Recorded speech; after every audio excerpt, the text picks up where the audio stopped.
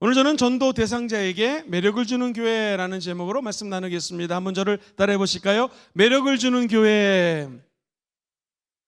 많은 영혼들이 하나님을 만나기 원합니다. 이 교회라고 하는 것은 하나님의 임재의 그림자요, 하나님의 영광이 드러나는 하나님과 연결되는 다리가 바로 교회인 줄 믿습니다. 그래서 이 교회는요, 구체적으로 성도님들을 양육해야 되고요, 또 잃어버린 영혼들이 교회에 올 수 있도록 여러 가지 전략적으로 준비를 해야 됩니다. 인천에 있는 교회를 한번 방문한 적이 있습니다. 이분들은 전도 초청 잔치를 아주 독특하게 준비했습니다. 첫 번째 주일은 불신 자녀들만 모시고 오라고 광고를 합니다. 그래서 그날은 어린이가 됐건 청소년이 됐건 우리 어른들이 됐건 30대 40대 됐건 자기 가족들이 예수 믿지 않는 자녀를 두고 있다면 무조건 전도해서 오는 주일입니다. 두 번째 주일은 불신 부모님 모시고 오기. 그래서 두 번째 주일은 부모님들 모시고 오는 전도 초청잔치. 세 번째 주는 불신 남편 모시고 오기 해가지고 남편들만 모시고 옵니다. 전략적으로 자녀들, 부모님, 남편, 마지막 주에는 일반적인 전도 초청잔치를 한 달 내내 하는 경우를 봤습니다. 그래서 1년 전부터 이제 가을에 행사를 하면 1월 달부터 쭉 기도를 해가지고 11월 달에 한 달 동안 진행한 것을 본 적이 있었습니다. 우리 주님도 전도할 때 아주 구체적입니다. 아주 제자들에게 이렇게 전도하라 하고 구체적인 지침을 주는 장면이 누가복음 9장 3절로 5절에 나옵니다. 같이 한번 말씀을 읽어보겠습니다. 누가복음 3절에서 5절 말씀. 이르시되 여행을 위하여 아무것도 가지지 말라. 지팡이나 배낭이나 양식이나 돈이나 두보롯을 가지지 말며 어느 집에 들어가든지 거기 머물다가 거기서 떠나라. 누구든지 너희를 영접하지 아니하거든 그 성에서 떠날 때 너희 발에서 먼지를 떨어버려 그들에게 증거를 삼으라 하시니. 구체적인 방법들을 알려주는 것, 이것이 교회에서 마땅히 해야 될 일입니다. 그래서 우리 순복음 금정교회에서는 1년에 한 차례나 두 차례에 이 새가족들을 초청하는 잔치를 하죠. 그런데 복음을 증거하는 전도팀, 각 교구에 전도 특공대가 있지 않습니까? 이분들도 전도하는 것이고, 두 번째, 이를 위해서 중보기도 하신 분도 전도하신 것이고, 세 번째, 전도 물품을 위해서 헌금하시는 분들도 똑같이 전도하는 것입니다. 그래서 내가 가지 않더라도 기도로, 물질로 함께 합력해서 전도하는 것이 우리 교회의 특징입니다. 자, 예수를 만난 사람들, 예수 그리스도의 영광에 참여한 사람들 어떻게 될까요? 한 여인이 예수를 만나자 요한복음 4장 28절로 30절에 보면 이런 변화가 나타납니다. 우리가 예수를 만났다면 이런 은혜를 체험하는 것이죠. 시작. 여자가 물동이를 버려두고 동네로 들어가서 사람들에게 이르되 내가 행한 모든 일을 내게 말한 사람을 와서 보라. 이는 그리스도가 아니냐 하니 그들이 동네에서 나와 예수께로 오더라. 지금 물동이를 가지고 물 들어왔던 여인이 예수님을 만나자 그 물동이를 던져버립니다. 삶의 가치관이 바뀌어집니다. 마치 거지가 예수님을 만나자 겉옷을 던져버리고 가장 큰 재산을 던져버리고 예수를 따른 것처럼 이 여인은 물동이를 던져버리고 예수님이 나에게 하셨던 말씀들을 선포합니다. 그러자 수많은 사람들이 우리 주님께로 오더라라고 성경은 기록하고 있습니다. 바라기는 저와 여러분들을 통해서 수많은 영혼들이 하나님의 나라의 일꾼이 되고 자녀가 되는 역사가 있게 되기를 주의 이름으로 간절히 축원합니다. 그렇다면 구체적으로 전도 대상자에게 매력을 주는 교회는 어떤 교회일까요? 네 가지로 압축해 봅니다. 첫 번째, 한번 따라해 보시죠. 친절한 교회. 교회 처음에 오면은 두려움을 갖고 있습니다. 이 교회가 나랑 맞을까? 그리고 이 교회의 어떤 설교뿐만이 아니라 성도님들은 어떤 분일까? 교회 생활을 하고 다른 교회에서 이 지역으로 이사 온 성도들도요, 그런 마음속에 약간 두려움, 설레임 이런 것이 있습니다. 그런데 교회 왔더니 사람들이 친절하다, 따뜻하다, 여기에 남을 확률이 굉장히 높습니다. 아이들은 부모의 사랑을 먹고 자라죠. 마찬가지로 새가족은 기존 성도들의 사랑을 먹고 자라는 것이 새가족입니다. 그래서 새로 오신 분들 우리 교가 아니니까, 그리고 내가 전도한 사람 아니니까, 아닙니다. 누구든지 내가 잘 알지 못하는 분들에게 가서 따뜻한 말 한마디, 작지만 작은 커피 한 잔 대접하는 것, 이것을 하나님은 너무나 기뻐한다는 것이죠. 제가 최근에 우리 교회 온 젊은 부부 신방을 갔습니다. 그랬더니 이분들도요, 우리 구서동과 남산동과 청령동 그리고 이 금정구에 있는 교회를요 몇 군데를 다니면서 예배를 드렸습니다. 그리고 어느 교회를 다니까 기도하다가 이제 아내가 로마서 말씀을 묵상하고 있었는데 마침 우리 교회 왔는데 제가 로마서를 4주 동안에 복음을 향해 달려가는 교회를 미리 예배하고자 기초적인 복음에 대해서 4주 동안 설교한 적이 있었습니다. 그때 와서 복음을 듣고 한 번 더 들어야지 하다가 최종적으로 말씀을 듣고 여기에 하나님의 은혜 가운데 정착을 하게 되었습니다. 그런데 물론 설교 말씀도 중요하지만 이제 아무도 모르게 몰래 왔다가 예배드리고 가고 예배드리고 갔는데 교회 등록하려고 보통 일반 교회들은 사무실이 1층에 있습니다. 근데 우리 교회는 사무실이 이제 7층에 있으니까 누가 앞에 서 있길래 저 교회 등록하려고 하는데 사무실이 어디 있습니까? 근데 그분이 너무나 친절하게 혹시 어디 사십니까? 무슨 일 때문이셔? 교회 등록하려고 합니다. 어디 사십니까? 자세히 친절하게 물어보니까 너무나 감동을 받았대요. 그래서 이 교회가 맞구나 하면서 매주 주일마다 열심히 출석을 하고 있는 젊은 부부의 간증입니다. 여러분의 따뜻한 말 한마디, 친절 하나가 잃어버린 영혼을 주께 돌이킬 수가 있고요. 어느 교회를 다닐까 또는 어떻게 하나님을 믿을까 하는 자들에게 큰 하나님의 축복의 통로가 될 수 있는 거 꼭 기억하시기를 주의 이름으로 부탁드립니다. 친절은요, 교회 정착하게 만드는 아주 중요한 요소입니다. 저와 여러분들은 끝까지 친절한 마음 잃지 않는 아름다운 성도들 되시기를 다시 한번 주의 이름으로 부탁드립니다. 친절은 무엇이냐면요, 내 기분과 내 생각과 내 감정에 상관없이 하나님의 사람이라는 책임감과 자존감 때문에 다른 사람들에게 예수님 대하듯 행동하는 것. 시작. 예수님 대하듯 행동하는 것. 이게 친절입니다. 그래서 영어로는 kindness라고 하는 단어를 쓰는데요, 이 친절한 사람들은요, 마음속에 하나님의 형상이 있기 때문에 저 앞사람에게도 하나님 형상이 있지, 그러면 내가 저 하나님을 닮은 저분을 하나님처럼 예수님처럼 대해주는 것이 바로 친절입니다. 나보다 나이가 적든 나이가 많든 상관없습니다. 순복음 금정교회는 친절한 교회입니다. 시작. 순복음 금정교회는 친절한 교회입니다. 그렇게 될 줄 믿습니다. 두 번째는요, 어떻게 하면 우리 교회의 매력을 느끼는가? 예배 분위기입니다. 예배 분위기는요, 그 교회 전체 이미지이기도 합니다.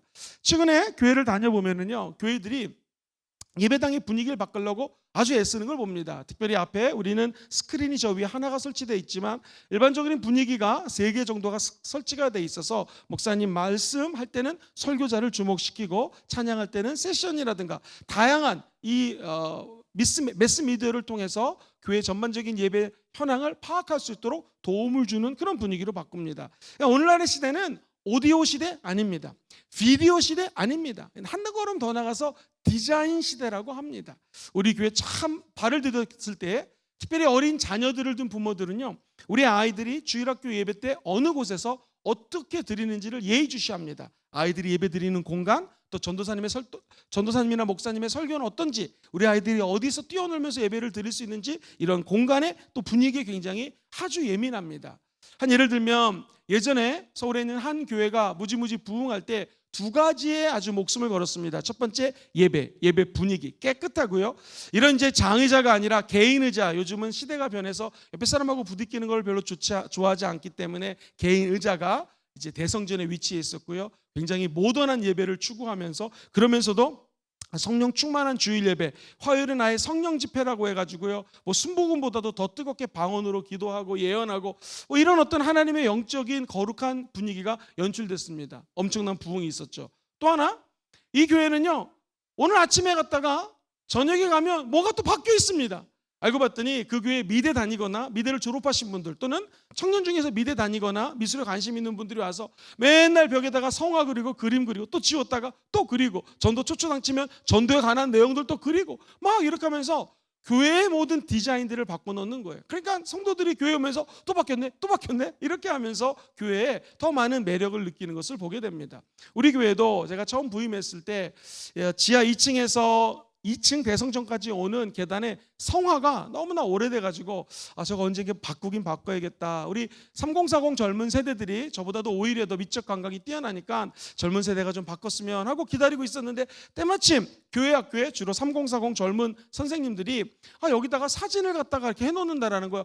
그러면 그냥 1층에 로비만 하지 말고 지하부터 여기까지 한번 우리 마치 미술관처럼 전시를 사진하면 어떻겠습니까? 너무 좋다고 그러는 거예요. 우리 장로님 한 분이 열심히 막 봉사하셔가지고 저렴한 가격에 사진을 크게 현상하고요, 그걸 다 손 일일이 박아가지고 그렇게 해서 이제 사진이 탄생하게 되었습니다. 지금은 오송 캠프 1기, 2기가 걸려 있고요. 이제 3월이 되면 올해 우리 교회가 몇 주년이죠? 35주년. 그래서 예배당에 올라오기 전에 지하에 파킹하고 35년의 역사를 쭉 그림처럼 보면서 지금 현실 가운데 예배를 드릴 수 있는 이런 어떤 예배의 눈에 보이는 분위기, 영적으로 성령 임하는 보이지 않는 영적인 분위기, 이런 것들을 굉장히 아주 중요시 여기는 시대가 다가왔다라는 것이죠.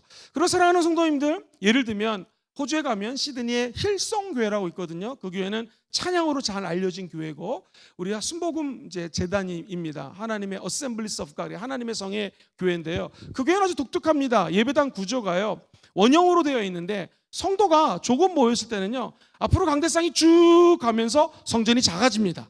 그러니까 설교하는 목사님하고 청중들의 거리가 가까워지는 것이죠. 그렇게 아예 설계를 했어요. 주일 대회는요 쭉 늘어나가지고 더 많은 성도들이 의자를 놓고 앉을 수 있도록 고안을 했습니다. 우리 집에 발코니가 있죠. 3층, 4층, 5층은요 칸을 막아놨다가 평상시에는 스크린을 쭉 내려가지고 신학교로 씁니다. 그러면 원형으로 교회가 되기 때문에 착착착착 칸을 나누면 교실이 8, 9개가 탄생하는 거예요. 신학생들이 수업했다가 다시 스크린을 쭉 올리면은 이제 3, 4층이 쭉 열리면서 또 주일날은 예배드리고, 이렇죠. 이런 식으로 한 공간을요 다목적으로 활용하는 것을 보게 됩니다. 이 예배 분위기가 사람이 적을 때는 작아질 수도 있고 공간이 또 커질 수도 있고, 때로는 세미나나 신학생들이 공부할 수 있는 공간을 충분히 활용하는 것, 이런 것도 굉장히 한 아이디어라고 볼 수가 있죠. 또 하나, 매년 7월 첫째 주에는요 일주일 내내 찬양 집회만 엽니다. 찬양만 드려요. 큰 스테디움에서 찬양만 계속 드리는데, 올해 가면은 스테이지가 가운데 있습니다. 그래가지고 가운데 스테이지가 말씀 전하는 강단이 빙빙빙 돌아요. 돌면서 찬양을 하는 거죠. 그러면 그 원형의 스테디움에 성도들이 자기가 돌 때는 앞부분을 봤다가 또 저쪽으로 가게 되면 저 앞에 스크린이 있으니까 스크린을 보고, 이런 식으로 이 일반적인 고정관념을 깨는 무대 장치를 합니다. 그리고 물론 무대 뒤에 있는 배경, 이런 것들은 굉장히 모던하게 하죠. 여러분 오해하지 마세요. 이런 것들은요 복음의 핵심은 아닙니다. 복음의 본질은 아닙니다. 복음은 십자가인 줄 믿습니다. 그러나 이 현대인에 맞게끔 얼마든지 예배 분위기, 또 교회 예배당의 분위기는 바뀌어질 수 있다라는 것이죠. 우리 교회는 뭐 그렇게까지 하지는 않더라도, 저와 이제 우리 순복음 금종교회 모든 지도자들이 함께 기도하면서 내년도에는 한번 주보를 좀 바꿔볼 생각이고요. 우리 안내라든가 환영하고 영적인 분위기들을 조금씩 변화시켜서 젊은이들도, 그리고 인근 지역에 있는 주민들도 와서 참 친절하다, 분위기가 좋다, 이런 소문이 나는 교회가 될 줄 믿습니다. 세 번째는요, 이제 눈에 보이는 가시적인 교회 건물입니다. 교회 건물 및 시설은 교회 이미지의 중요한 부분을 차지하고 있습니다. 최근에 한 책을 봤더니 디자인 시대라는 거예요. 일본에 같은 경우에는 커피숍을 만들어도요 서점과 커피숍을 접목시켜가지고 책들이 놓여져 있고, 그 공간에서 커피 값이 좀 비싸더라도 젊은 사람들은 그런 곳에 와서 머리를 식히고 자기 삶을 한번 되돌아보는 이런 공간들이 탄생을 하고 있다는 것이죠. 그래서 요즘에는 교회 홍보를 하는데도요 카톡으로 교회 광고를 하는데 어쩜 그렇게 디자인들을 잘 만드는지 모릅니다. 이런 시대가 와버렸어요. 시각 디자인, 눈에 보이는 디자인을 사람들이 이제 선호하는 것이죠. 커피숍 잘 되는 공간에 가면은요, 저는 이제 마음은 20대인데 한국 나이로 만 50대가 살짝 넘었습니다. 할렐루야. 아무도 믿지 않아 주셔서 감사합니다. 그런데 저는 제가 왜 나이를 말씀드리냐면, 제가 그 공간에 가면 저는 그렇게 좋다는 생각은 하지 못합니다. 그냥 뭐 젊은이들이 오는 공간인가 보다 하면서 커피 한 잔 마시는 정도인데, 젊은이들은 그런 공간에 가면은 이 공간이 나를 알아준다라는 거예요. 이 공간이 나를 알아주기 때문에 여기서 커피를 시키고 컴퓨터를 가지고 와서 숙제를 하고 시끄러움에도 불구하고 자기는 집중하면서 공부한다는 거예요. 이런 시대가 도래가 됐습니다. 우리 교회도 순복음 금종교회뿐만 아니라 전국에 있는 교회들이 이런 다음 세대들에게 디자인이나 눈에 보이는 모습을 맞춰주려고 애를 쓰는 것을 많이 보게 됩니다. 제가 이틀 전에, 어저께였군요. 어저께 경기도 수원에 있는 한 교회를 갔습니다. 리노베이션을 쫙 했는데 거기도 마찬가지입니다. 대성전을 젊은이들이 좀 더 예배드릴 수 있도록 조명시설과 앞에 스크린을 더 보강했고요. 의자를 개인 의자로 바꿨고, 커피숍을 젊은이들이 와도, 요즘에는요, 옛날에는 우리 커피숍 가면은 무슨 뭐 커피잔이라든가 이런 거 주목했는데, 요즘엔 자기 테이블에 충전기가 있어야 됩니다. 다 핸드폰을 쓰기 때문에 충전기라든가 노트북을 꽂을 수 있는, 커피숍에서도 전원들이 다 테이블마다 연결돼서 그 USB 단자가 있고요, 혹은 노트북을 꽂을 수 있는 이런 것들을 다 준비를 해놓습니다. 제가 이거 보면서 참 이렇게 그 아파트 주변에 아파트들이 많고요. 이렇게 변화되지 않고는 이제 교회도 힘든 시대가 왔구나 제가 좀 느낄 수가 있었습니다. 그래서 우리 교회도 성전 장식, 안내, 홍보물, 청결 관리, 그리고 공간 활용 이런 것들을 잘 신경을 써서 우리 순복음 금정교회가 예배도 뜨겁고 많은 분들이 왔을 때 매력을 주는 교회가 되게 될 줄 믿습니다. 이제 하나님의 은혜로 1층 로비도 조금 변화가 있었고요. 특별히 지하 공간은 우리가 오성 캠프 같은 집회도 할 수 있게끔 좀 변화가 되었습니다. 이제 남아 있는 숙제가 대성전과 6층 이제 어느 정도 됐고 6층은 이제 의자만 바꾸면 되고요. 8층 이렇게 기도하면 우리 하나님께서 뭐 요란하게 돈을 많이 들여서 변화되는 것이 아니라 누구든지 와서 따뜻함을 느끼고 이 공간에서 속으로 모임을 가질 수가 있고 마음속에 있는 상념들, 어려움들을 토론하면서 서로 중보할 수 있는 이런 아름다운 공동체 공간으로 거듭나는 날들이 오게 될 줄 믿습니다. 뿐만 아니라 우리끼리 교회당을 예쁘게 꾸미고 화려하게 꾸미는 것보다 중요한 것이 지역 이미지, 시작, 지역 이미지입니다. 우리 근처에 있는 주민들이 이 교회를 어떻게 바라보는가. 요즘에는요 이런 말이 있어요. 목사가 되기 전에 주민이 되어라. 그러니까 우리가 이 지역에서 목회를 하기 전에 남산동 또는 금정구, 부산 시민이 먼저 돼야 된다는 겁니다. 왜? 우리 교회가 이 지역에 있는 사람들이 주로 오기 때문에, 물론 우리 교회는 전국구이기 때문에 전국에서 다 옵니다. 드리는 메시지가 뭐냐면 이 인근에 있는 사람들이 교회에 발만 한번 들여도, 다시 말해서 교회 문턱이 낮아서 이 교회 발만 한번 넘어와도 교회에 다닐 확률이 굉장히 높아진다는 것입니다. 우리 교회는 대표적인 것이 약수물이 나옵니다. 생수가 나오는 교회가 전국에 별로 없습니다. 우리 교회는 하나님의 은혜로 건축할 때 우리 강노한 목사님이 아셨는지 모르셨는지 모르겠지만 땅 깊이 이 생수를 파가지고요 깊은 곳에서 지하수가 올라오는데 매년 정부에서 조사를 하면은요 물 등급이 정말 최고 등급입니다. 그래서 우리 교회는요 90세 넘으신 성도님도 배낭에다가 물통을 갖고 왔다가 예배 끝나면 물통을 또 담아 갖고 가시는 것을 보게 됩니다. 지역 주민들이 우리 교회에서 물을 퍼가면서 얼마나 칭찬을 하는지 모릅니다. 별거 아닌 것 같지만 이게 교회의 문턱을 낮추는 것이죠. 그리고 교회 한 번이라도 문턱을 낮춰서 발만 디디면 엄청난 일들이 생길 수가 있다는 거예요. 그래서 어떤 교회 갔더니 탁구대를 갖다 놓고 누구나 와서 탁구 칠 수 있도록, 그 공 얼마나 하겠습니까? 탁구채 비싸면 얼마나 비싸겠습니까? 마음껏 쓰라고 오픈하는 경우가 있고요. 어떤 교회 갔더니 이 문화센터를 교회에 만들어 가지고 인근 지역의 불신자들도 좋습니다. 누구나 서해라든가 동양 그림 그린 거라든가 서양화라든가 그리고 나아가서 뭐 율동 고전무용 모든 것들을 문화센터에 하는 것처럼 교회에서 합니다. 저렴하게. 또 교회에는 항상 하나님 주신 달란트 가진 분들이 계시기 때문에 재능 기부 또는 봉사 또는 사례비를 조금 드리면서 강사들을 모아놓고 인근 주민을 향해서 문을 여는 교회가 굉장히 많아지고 있습니다. 그러면 불신자들, 불교신자들 왔다가 어머 교회에서도 이런 거 하네 하면서 그 다음에 점점 교회에 관심을 갖게 되는 것이죠. 결국에는 관심을 갖게 하는 교회, 많은 믿지 않는 사람들이 매력을 느끼는 교회는 한 가지입니다. 한번 따라해 볼까요? 관심이 필요합니다. 사랑이 필요한 거죠. 관심을 가지고 이분들에게 끝까지 매력을 주고자 노력하면은 하나님의 은혜가 임하게 된다는 것이죠. 바라기는 우리 교회가 하드웨어뿐만 아니라 소프트웨어도 하나님의 은혜 가운데 잘 준비가 되어서 인근 주변에 있는 많은 사람들이 예수 믿고 구원받는 기적의 공동체가 되기를 주의 이름으로 간절히 소망합니다. 신앙계를 봤더니 이번에 중간에 이런 간증이 나오더라고요. 우리가 잘 아는 브라이언 박이라고 하는 목사님이십니다. 지금 아주 뜨겁게 전 세계를 다니면서 복음을 증거하는데 저는 이 분을 좀 일찍 알았습니다. 왜냐하면 호주에 집회를 오셔서 제가 섬겼던 시드니 순복음교회에서 제가 담당했던 부서에서 설교를 하셨고 그래서 1박 2일 정도 시간을 같이 보냈던 기억이 있습니다.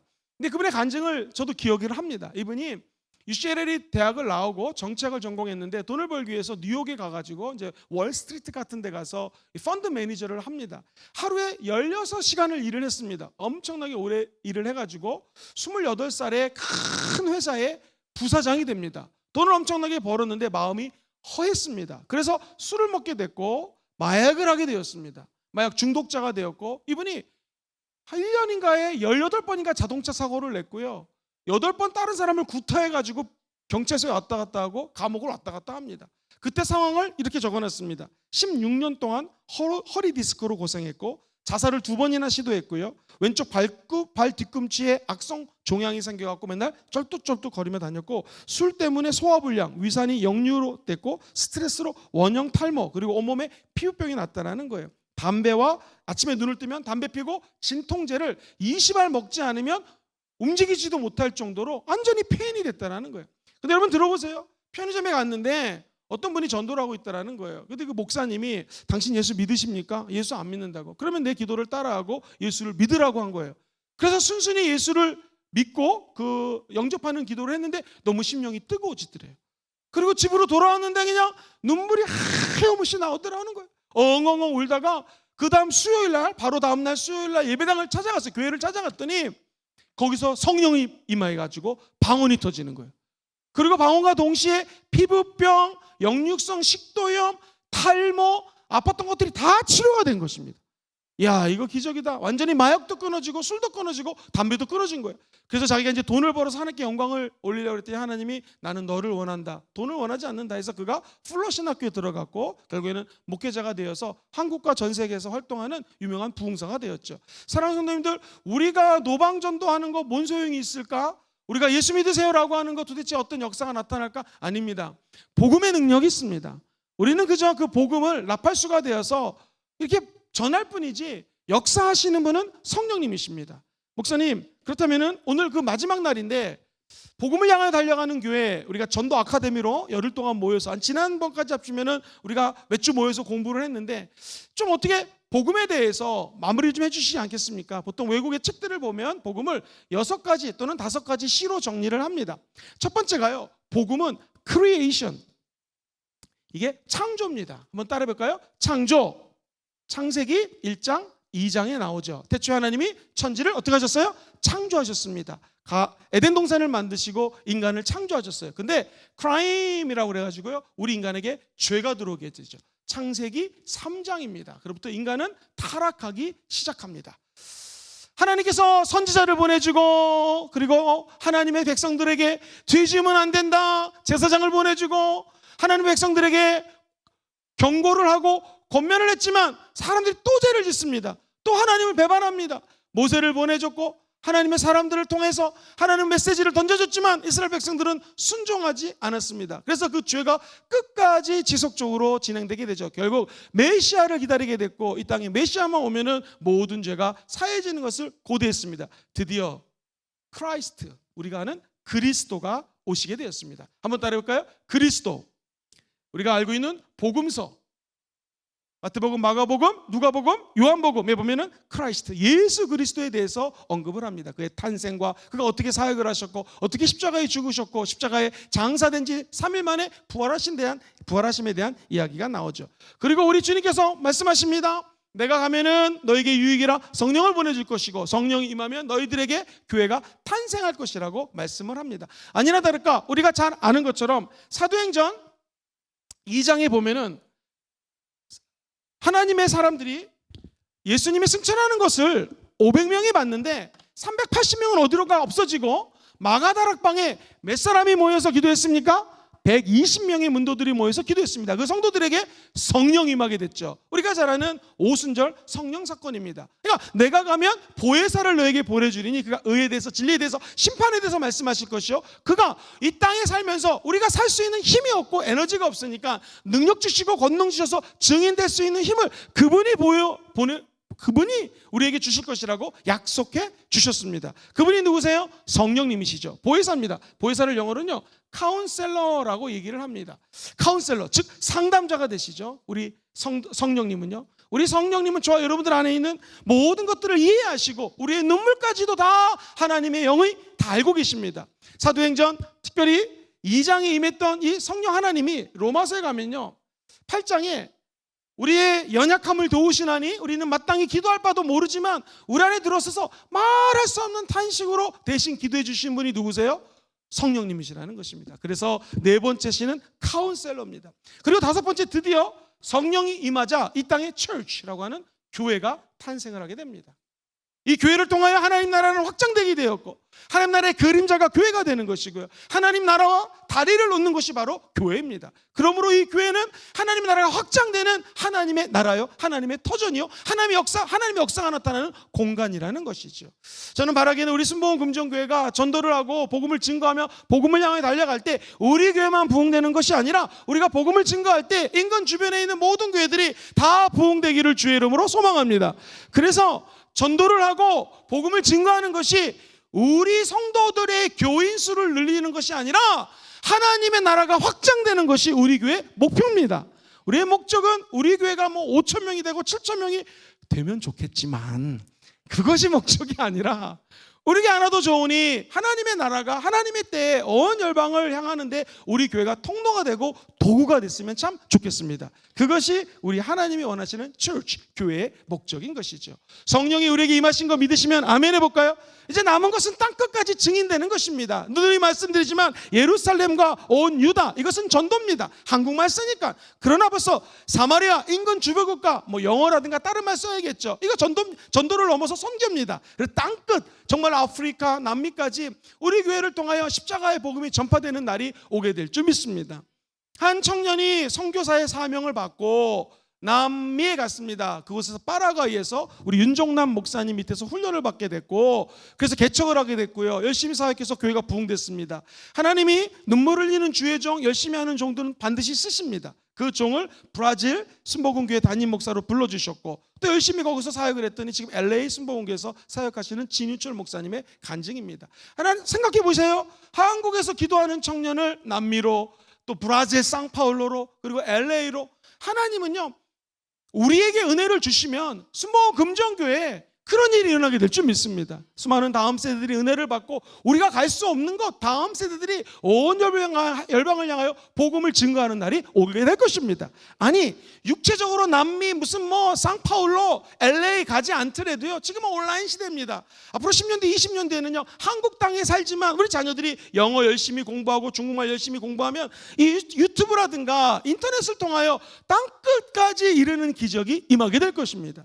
이제 메타버스라는 것이 나오고 여러 가지 앞으로 AI 시대가 도래되면서 우리가 할 일은요 세상 변하고 복음 전하는 방법은 변하지만 우리 교회가 해야 될 일은 변하지 않게 될 줄 믿습니다. 마지막 6번째인데요 completion이라고 하는 단어를 씁니다. completion은 한번 따라해 볼까요? 완성, 주님의 재림 또는 우리 주님이 드디어 이 땅의 심판주로 임한다라는 것입니다. 종말이 다가온다라는 것이죠. 이것은 요한계시록 20장에서 21장에 나오는 말입니다.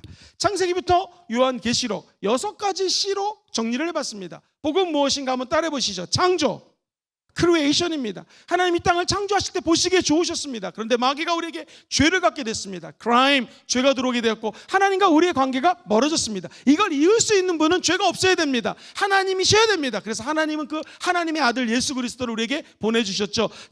요한복음 3장 16절 시작. 하나님이 세상을 독생자를 이는 그를 믿는 자마다 영생을 주십니다. 그것도 모자라서 우리 주님은 이 땅에서 아주 국소적으로 이스라엘 팔레스타인 지역에서 사역하셨지만 내가 아버지께로 올라가면 너희에게 성령 보내주신다고 약속하셨습니다. 그래서 오늘날 그 성령이 마지막 때 우리 순복음 금정교회에 강력히 임한 줄 믿습니다. 그것이 바로 카운셀러, 보혜사 성령님이신 것이죠. 그리고 우리 하나님은 교회를 세우셨고 교회를 세운 목적을 이뤄나가는 것이 우리 순복음 금정교회 1년 동안의 여정이 되게 될 줄 믿습니다. 마지막으로 언제인지는 아무도 모르지만 컴플리션, 우리 주님은 오실 것입니다. 종말도 다가올 것이고 마지막 재림이 있을 것입니다. 그때 하나님이 나팔 불 때 나의 이름, 나팔 불 때 나의 이름, 나팔 불 때 나의 이름. 그 다음 뭐예요? 할렐루야. 천국의 잔치 참여하셔서 우리는 7년 혼인잔치에 꼴이 되고 이 땅에 천국이 하나님의 나라가 천년왕국을 통하여 또 이단이 얘기하지만 사실 신천신지고 좋은 말입니다. 우리 주님이 통치하시는 나라가 임하게 될 것입니다. 우리는 뭐 하면 되겠습니까? 따라해 봅시다. 마라나타, 주 예수여 어서 오시옵소서. 우리가 하는 것은 이 6가지 복음만 전하면 됩니다. 언제 오실지는 모르지만 주님 오실 때 저와 여러분들의 이름을 부르면서 이렇게 얘기할 것입니다. 사랑한다 아들아, 사랑한다 딸아, 내가 너를 아노라. 나를 증거했던 너를 통하여 영광 받았고 내가 너를 평생 동안 책임지겠노라. 물 가운데 다닐지라도 불 가운데 다닐지라도 해를 두려워하지 않을 것은 내가 너와 함께 할 것이다. 여러분, 복음 증거하는 삶 외로운 거 아닙니다. 성령님이 함께 하시면 됩니다. 오늘 그 은혜와 은총이 마지막으로 마무리하는 이 자리에 함께 하시기를 주의 이름으로 축원드립니다.